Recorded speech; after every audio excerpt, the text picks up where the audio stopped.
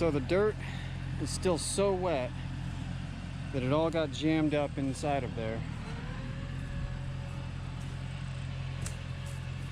You can see this stuff is just absolute mud.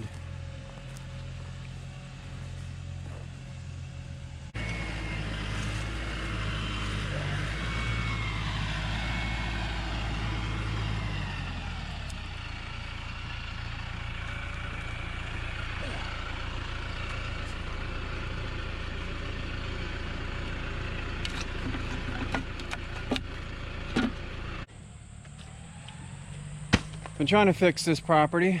All right, tractor, take one. Well, driveway repair, take one. So we've been trying to fix this property. Like I said in the other videos, that the bulldozer guy came in, took the hill out, which you can see there, came about halfway into where the driveway is now, and what he told us was best thing to do is spread it throughout the property.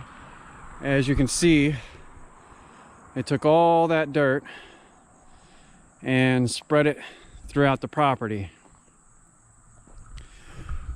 So the problem was, because what he said as well is he would take a lot of that dirt, and where the house is going to sit, he built it up to about 3 feet, and that way the idea was that when it rains, the other part of the property is a little bit lower, so the rain runs off and it doesn't flood my house or cause water damage.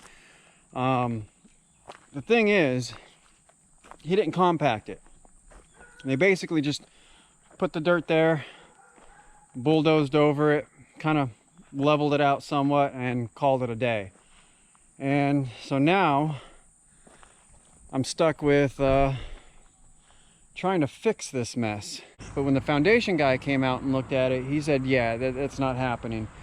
So basically, we're going to have to, at least with the foundation, we're going to have to get rid of all of this, and it's going to have to be scraped up, taken back to ground level. So what you can see here is, as we're doing the tractor, it's not compacting, it's just moving the dirt side to side wherever the tires go. And you know, there was a couple times his tire started skidding, and even though it's been 3 days, it's still wet, not even half an inch down, maybe an inch, and it is still completely wet. So the top is somewhat dry, a lot of spots aren't. So I think what's happening is the water underneath is being wicked up as the soil dries on top. So the moisture from bottom, well, the moisture on top evaporates, the soil then wicks the moisture up from underneath, and you know, it'll continue to evaporate. I believe that's how it's doing.